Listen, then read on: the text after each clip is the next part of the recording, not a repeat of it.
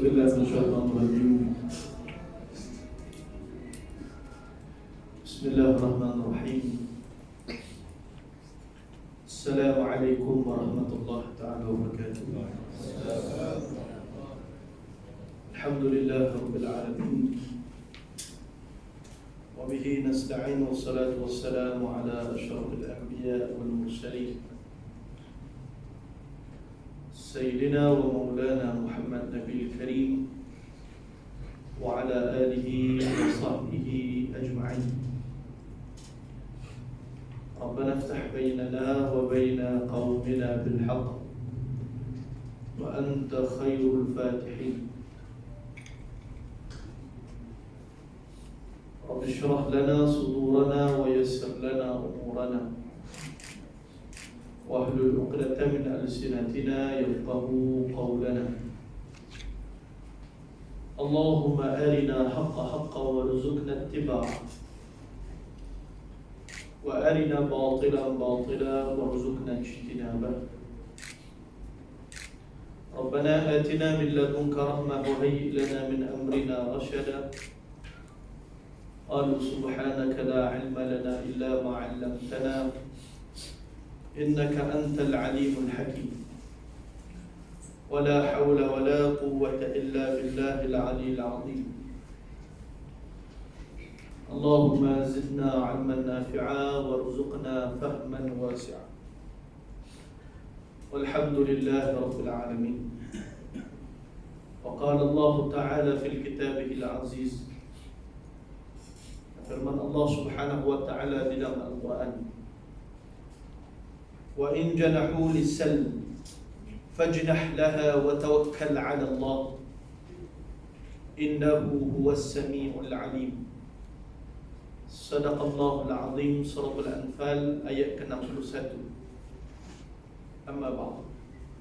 Terima kasih saudara pengurusi majlis yang saya hormati, saya kasihi, yang Ketua PAS kawasan Hulu Langat, iaitu Tuan Haji Muhammad Jan bin Sulung.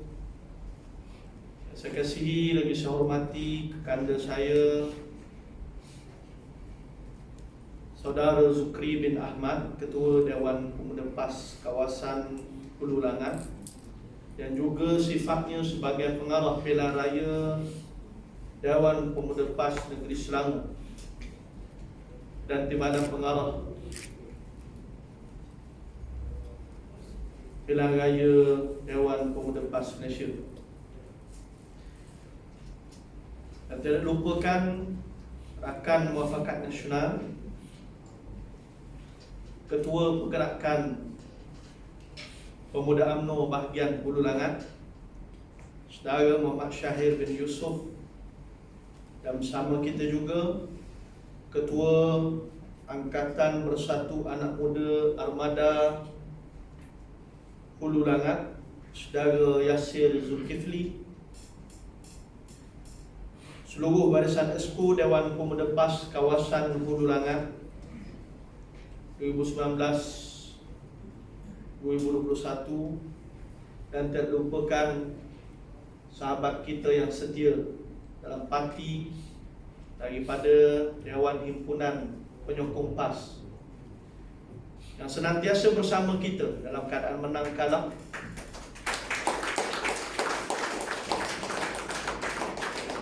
dan kasihi pengarah Panitia Mesyuarat Agung Ustaz Muhammad Farhan Hizami Said yang merupakan setiausaha Dewan Pemuda PAS kawasan Hulu Langat dan pengarah program pada malam ini, dan seluruh ahli jawatan kuasa, para perwakilan Pemuda PAS cawangan-cawangan dan pemerhati, hadirin hadirat yang dirahmati Allah Ta'ala sekalian. Alhamdulillah, pertama dan selama ini kita memanjatkan setinggi-tinggi syukur di atas nikmat yang Allah Ta'ala anugerahkan kepada kita. Dan tiadalah nikmat yang paling besar yang Allah Subhanahu wa Ta'ala kurniakan, melainkan itulah nikmat beragama, nikmat menerima Islam sebagai cara hidup bagi kita. Allah Ta'ala menyebutkan di dalam Al-Quran, balillah yamunnu alaikum an hadakum lil iman in kuntum sadiqin. Bahkan Allah jugalah yang melimpahkan nikmat pada kalian, yakni menunjukkan kepada kalian jalan keimanan. In kuntum sadiqin, sekiranya kalian daripada kalangan orang yang benar. Ayat Allah Ta'ala ini mengajar kepada kita bahawasanya nikmat bukan diukur pada kekuasaan yang kita perolehi. Nikmat bukan diukur pada perkara material, harta benda. Tetapi ukuran nikmat itu adalah agama, hidup beragama, berjati diri agama, dan meninggikan kekuasaan dengan agama. Maka ia baru menepati apa yang diperintahkan oleh Allah Ta'ala. Selawat dan salam ke atas junjungan besar baginda Nabi sallallahu alaihi wasallam, sebagaimana yang Allah Ta'ala perintahkan dalam Al-Quran, innallaha wa malaikatahu yusalluna 'alan nabi ya ayyuhalladzina amanu sallu 'alaihi wa sallimu taslima. Allah Subhanahu wa Ta'ala, para malaikat berselawat kepada baginda Nabi, maka orang beriman ucapkanlah selawat dan salam ke atas. Sahabat-sahabat yang dikasihi oleh Allah Ta'ala sekalian, pada hari ini kita melalui rutin tahunan kita, iaitu melaksanakan mesyuarat agung tahunan sebagaimana ketetapan di dalam perlembagaan PAS. Dan di sinilah apabila kita menyebut mesyuarat agung tahunan, maka setiap dewan mesti melaksanakan mesyuarat tahunan ini. Dan tidak terlepas adalah Dewan Pemuda PAS di peringkat kawasan-kawasan daripada cawangan, kawasan negeri dan pusat. Apabila yang di-Ketua PAS kawasan menyebut tentang PAS ditubuhkan pada tahun 1951 pada bulan Ogos, perlu kita mengingat kembali bahawa perjalanan perjuangan PAS menjangkau dan lebih jauh daripada tarikh tersebut. Kerana kita bukan semata-mata nilai perjuangan yang dibawa itu baru bermula pada tahun 1951, tetapi ia bermula sebelum daripada. Kerana perjuangan yang dibawa oleh PAS ini berantaian daripada apa yang diperjuangkan oleh para ulama. 1878, Syekh Ahmad Fatani, anak-anak muridnya kembali daripada bumi Makkah, membawa usaha mengajak rakyat supaya membebaskan diri daripada penjajahan. Dua tokoh besar di bumi Makkah yang masyhur di kalangan Arab dan Ajam, yakni bukan Arab, yaitu Syekh Ahmad Al-Khatib Al-Minangkabawi dan Syekh Ahmad Al-Fatani. Dua tokoh besar ini mendidik anak murid mereka supaya bergerak, bekerja, supaya masing-masing kembali ke tanah air menjadi reformis, membebaskan daulah masing-masing daripada penjajah pada waktu itu di Indonesia, daripada Belanda, di Malaysia daripada British, Persekutuan Tanah Melayu. Anak-anak murid inilah kembali membawa risalah-risalah penerangan. Dan sahabat-sahabat yang dikasihi oleh Allah Ta'ala sekalian, sehinggalah akhirnya tertubuh syarikah Islam bermula pada tahun 1909 di Indonesia dan bertapak di Malaysia pada 1920. Bermula daripada negeri Johor sehingga tersebar ke hujung Persekutuan Tanah Melayu. dan sahabat-sahabat yang dikasihi oleh Allah Ta'ala, para ulama pada waktu itu tidak henti-henti menulis kitab-kitab mengajak manusia kembali kepada politik Islam yang sifatnya politik yang menyuruh, mencakupi bukan sahaja soal dunia tetapi soal akhirat. Sehingga risalah-risalah, kutub-kutub ditulis oleh Syekh Abdul Qadir Al-Mandili. Di kalangan kita tidak lekang senantiasa mendengar pengajaran kitab penawar bagi hati yang ditulis oleh Syekh Abdul Qadir Al-Mandili. Tetapi jangan lupa tokoh hebat ini, ulama besar di tanah Makkah ini, bukan sekadar mengajar akidah Islam, fiqh Islam, tasawuf Islam, tetapi dia mengajar tentang politik Islam. Sehingga menulis kitab Islam, agama dan kedaulatan,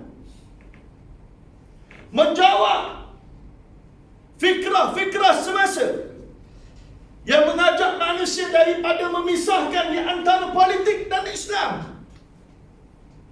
Risalah itu dihantar, ditulis, kitab itu dihantar. Anak-anak mereka yang pergi ke Mekah melaksanakan haji akan belajar, dengar kuliah yang diajar oleh ulama-ulama di Masjidil Haram. Suatu itu mereka memberikan perhatian tentang soal penyatuan. Pada ketika itu para ulama Islam yang berada di bumi Makkah mengajak supaya umat Islam wajib bersatu, wajib menentang penjajahan. Dan hari ini penjajahan adalah dalam bentuk orde baru. Datang kuasa penjajahan melalui proksi-proksinya ke atas tanah. Tidak kira Melayu, bukan Melayu, Islam, bukan Islam, semuanya menjadi warga negara muwatinin yang bertanggungjawab memelihara dan menjaga negara ini daripada diceroboh dan dirosak. Setelah sekian lama kita merasai kesejahteraan dan kita menikmati kemakmuran yang ada dalam negeri dan negara ini, jangan kita biarkan tanah air kita tergadai disebabkan penipuan daripada mereka yang sanggup menggadaikan dan membiarkan maruah negara ini dicerobohi semata-mata kehendak politik kotor dan fitnah mereka. Para perwakilan, sahabat-sahabat yang dikasihi oleh Allah Ta'ala sekalian, perjuangan para ulama Islam tidak berhenti setakat ini. Para ulama di Makkah terus memandu umat Islam di bumi Malaysia. Anak murid Syekh Ahmad Fatani, Tok Kenali, bergiat di dalam Majlis Agama Islam Kelantan dan melalui tulisan-tulisannya dalam majalah pengasuh. Syekh Said Al-Linggi bergiat di Negeri Sembilan, menyebarkan tarekat Ahmadiyah, membentuk keranan Islam dan membentuk diri para pejuang Islam di bumi negeri Sembilan. Anak murid yang lain seperti Tok Janggut, Abdul Rahman Limbo, kerana yang menerima dan menyebarkan berperanan besar menyebarkan syarikat Islam ini, perjuangan bagi menyatukan umat Islam, menentang penjajahan, adalah Tuan Guru Haji Abdul Rahman Limbo. Apabila di Johor sukar diterima syarikat Islam, dibawa melalui Pahang sampai ke negeri Terengganu. Pahang bermula di Basrah.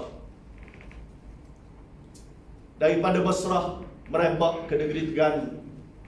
Dengan pengaruh Tuan Guru Haji Abdul Rahman Limbo, seorang ilmuwan Islam, mengajar setiap masa, akhirnya berjaya menyebarkan syarikat Islam. Suatu menentang penjajah, Tuan Guru Haji Abdul Rahman Limbo mengangkat bendera khilafah Turki Uthmaniyah, menunjukkan nilai ikatan di antara kita dan khilafah tidak pernah putus. Para ulama, para pejuang datang ke bumi Makkah berbai'ah dengan Syekh Ahmad Fatani, kesetiaannya kepada khilafah. Kerana Syekh Ahmad Fatani diberikan menjadi duta wakil oleh khilafah Turki Uthmaniyah. Uthmaniyah di bumi Nusantara. Para teman yang dikasihi oleh Allah Ta'ala, anak-anak murid inilah bergerak memberi kefahaman, sehinggalah pada saat dan ketikanya musuh mula merasai takut, mula menyerang dan menangkap anak murid Syekh Ahmad Fatani. Tuan Guru Haji Abdul Rahman Limbong dan Tok Janggut pernah bertemu di Makkah saat duduk belajar dengan Syekh Ahmad Fatani ketika musim haji. Duduk belajar habis sehingga kitab Tahrir. Ini kitab mazhab Syafi'i dalam kata. Orang kita pun tak mengaji, dia habis mengaji. Dan kembali mereka membawa idealisme perjuangan ke negeri masing-masing. Sehinggalah Tuan Guru Haji Abdul Rahman Limbong mula ditangkap, diserang, dibuang ke Mekah, dan Tok Janggut mati dibunuh. Alasan yang kita baca dalam buku sejarah adalah sebab cukai. Orang Islam tidak serendah itu maruahnya sekadar sebab cukai. Tetapi perkara dan nilai utama pada waktu itu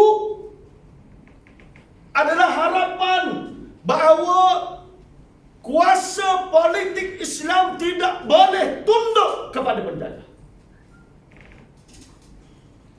Sebab itu pada malam ini tema di peringkat pelupas kawasan Hulu Langat Lisil adalah berkisar tentang kedamaian kesejahteraan. Ayat Quran dalam suratul Anfal itu Allah Ta'ala menyebutkan, wa in janahu lis-salmi fajnah laha wa tawakkal 'ala Allah innahu huwas samiul 'alim. Jika mereka condong kepada perdamaian, maka condonglah kepada mereka dan bertawakallah kepada Allah. Sesungguhnya Allah lah yang Maha mendengar lagi Maha mengetahui. Sahabat-sahabat, Al-Imam Ibnu Katsir bila menafsirkan ayat ini, berapa pandangan yang dibawa oleh Al-Imam Ibnu Katsir rahimahullah ta'ala. Yang pertama, ada di kalangan ulama yang menyebutkan ayat ini dimansukhkan, yakni dihapuskan, lalu didatangkan ayat berkaitan peperangan. Dan Al-Imam Ibnu Katsir menjawab bahawa dalam ayat ini ianya bukanlah dimansukhkan, tetapi bagaimana ayat ini memperbolehkan perdamaian dengan musuh tatkala mana melihat fokus utama sama ada juga musuh datang meminta perdamaian, maka eloklah diikat perdamaian tersebut. Contohnya kata Imam Ibnu Katsir adalah sebagaimana apa yang berlaku dalam perjanjian Hudaibiyah. Dan bila Al-Imam Ibnu Katsir membawakan perjanjian Hudaibiyah, bila menafsirkan ayat ke-61 dalam suratul Anfal ini, maka ingatlah apabila Allah Ta'ala menurunkan ayat suratul Fath. Kerana suratul Fath diturunkan selesai sahaja perjanjian Hudaibiyah. Lalu Allah Ta'ala menurunkan perintah di saat mana ketika para sahabat merasa gusar, sedih, kecewa kerana setelah sekian lama mereka hendak pulang ke Mekah tetapi tidak berjaya, terhalang. Lalu mengikuti perintah Nabi mengikat perjanjian damai. Saat tengah duduk ikat perjanjian damai, terima perjanjian tadi, Nabi saat bersama para sahabat duduk di Hudaibiyah, pada waktu itu Nabi perintahkan sahabat untuk bercukur, tahlul. Masing-masing kecewa macam Liverpool kecewa bila kalah. Ambil kesempatan buku Ustaz Sofi. Masing-masing kecewa sahabat pada waktu ketika itu, kerana kampung halaman begitu dekat tapi tak boleh nak masuk. Tapi sebab ini perintah Nabi, mereka terima. Tapi biasa, rasa kecewa tu tetap ada. Nabi suruh bercukur, semua diam. Nabi pun mula bercukur.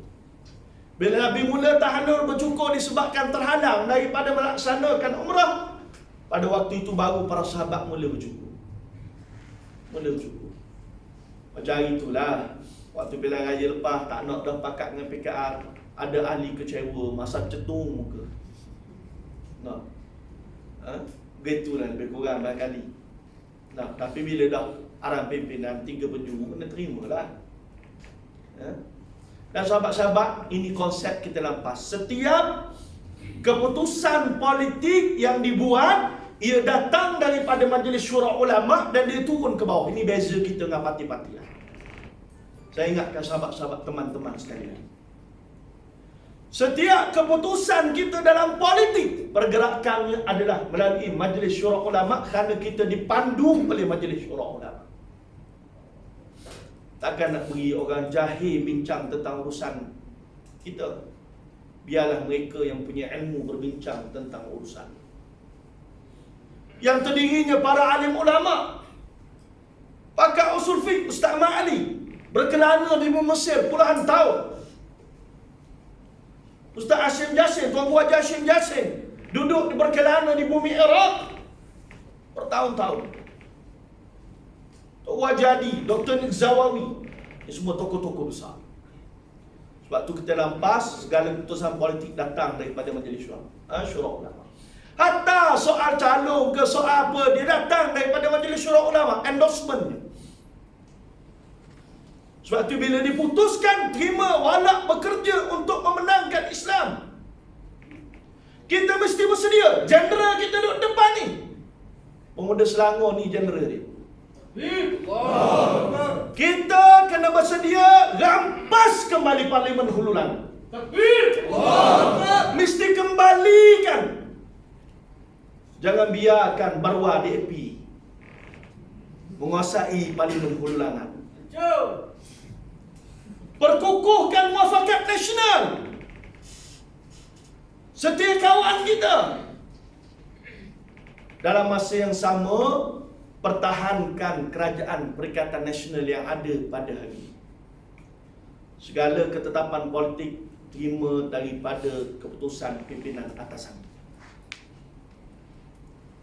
Sebab tu sahabat-sahabat dikasihi Allah, dalam apa keadaan kita serius untuk pastikan kita boleh kembali menawan negeri Selangor dan akan terus berada dalam kerajaan persekutuan. Kerana kita hendak membawa agenda Islam. Para ahli kita, dia tak harapkan apa-apa. Bila kita menang saja, yang mereka harapkan adalah satu perkara, adalah pimpinan mereka melaksanakan agenda Islam dalam kerajaan. Ada ahli kita yang bila menang, rumah mereka bocor, mereka tak datang jumpa kita minta bantuan. Mereka lebih rela tolong orang lain yang rumah mereka bocor. Kenapa? Yang mereka nak tengok Islam memerantah, mereka nak lihat agenda Islam dilaksanakan. Tanggungjawab ini terpikul pada bahu kita. Saat Tuan Guru Presiden masih hidup, kita mesti bekerja biar dia melihat bahawa pemuda menjadi benteng bagi mempertahankan Islam dan mengangkat kemenangan. Takbir! Sebab tu, sebab genre orang Hulu Langat, pemuda Hulu Langat lah mesti paling kuat jentera. Mesti yang paling kuat. Kira kalau anda mari minggu depan nak tengok jawatan kuasa pemuda cawangan, kuatlah. Jangan jawatan kuasa pemuda cawangan jin je belaka. Itu tak masuk kategori.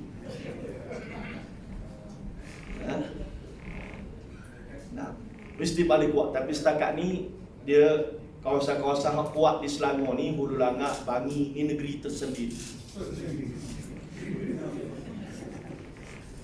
Nah, setakat ni lah di Selangor. Alhamdulillah. Sebab tu sahabat-sahabat yang dikasihi oleh Allah Ta'ala, perkemaskan jentera. Yang kedua, jentera diperkemaskan bukan sekadar dengan taktik dan strategi. Jentera mesti diperkemaskan dengan amalan-amalan ruhiyah. Ini datang dengan panduan daripada Dewan Ulama. Kita ada urusan ulama kawasan. Dan tunggu untung TYDP Ustaz Asri yang sebelum ni ketua urusan ulama. Terima kasih kerana memposisikan ulama pada tempat yang betul. Kita nak tengok begitu. Jangan ulama ni waktu baca doa je suruh. Waktu nak makan baru cari ulama. Itu mangkuk pun panggil. Posisikan ulama pada tempat yang betul. Dia boleh berperanan, memberi nasihat, memandu kita. Ini kerja kita lepas. Beri panduan halal haram. Boleh ke buat begini? YDP nak putus, boleh ke begini Ustaz? Haram ni YDP. Itu haram tak boleh buat. Oh ya, parti Islam. Jangan ulama ni majlis lagi kita nak bagi bantuan tu dia baca doa last sekali. Tu bukan parti Islam. Baik masuk DAP. DAP buat dia baca doa. Betul parti Kapal Selam. DAP buat dia baca doa berhenti buat azan buat dia. Jadi biar ada beza sikit. Dan sahabat-sahabat dikasihi Allah, begitu juga pergerakan kita dengan Muafakat Nasional, sebagaimana apa yang disebut Ketua Pemuda dan Mesyuarat Alam tadi, perkemaskan jentera teknikal seluruhnya bersama Muafakat Nasional, bergerak bersama. Dan saya ingatkan sekali lagi bahawa tidak kemenangan takkan dapat dicapai melainkan kita bersatu. Orang Melayu Islam mesti bersatu supaya politik Islam mendominasi negara. Kalau terus berpecah, punya agenda masing-masing, kita akan gagal sekali lagi sebagaimana ini. Kerana itu pas daripada awal ditubuhkan sampai hingga kini. Titik kesatuan kita bersama dengan rakan-rakan kita hanya pada satu titik, iaitu Islam. Siapa yang lawan Islam, kita akan lawan mati-matian mereka. Ini asas perjuangan. Dan sahabat-sahabat dikasihi oleh Allah Ta'ala,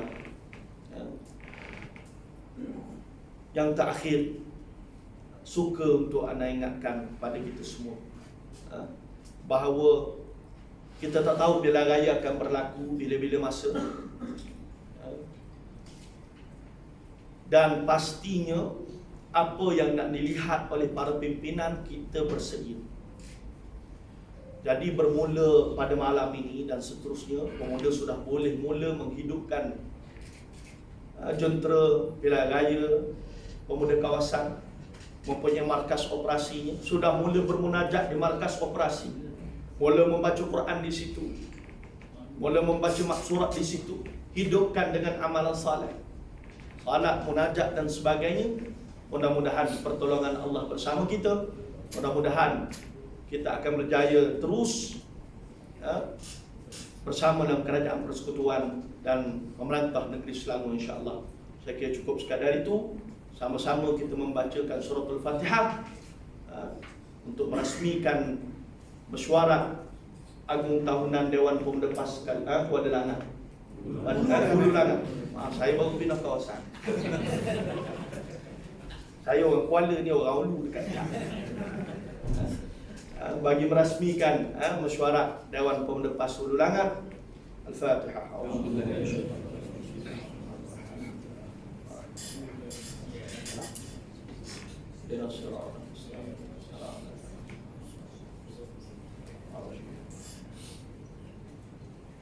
Dengan keberkatan suratul Fatihah, mudah-mudahan Allah Ta'ala memberkati mesyuarat kita pada malam ini, dan mudah-mudahan Allah Ta'ala memberi kemenangan kepada Islam dan kaum muslimin.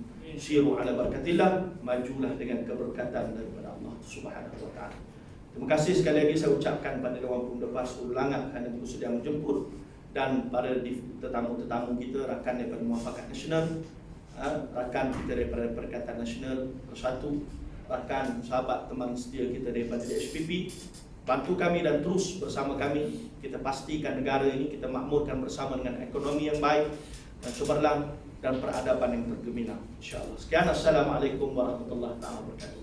Takbir. Allahu Akbar.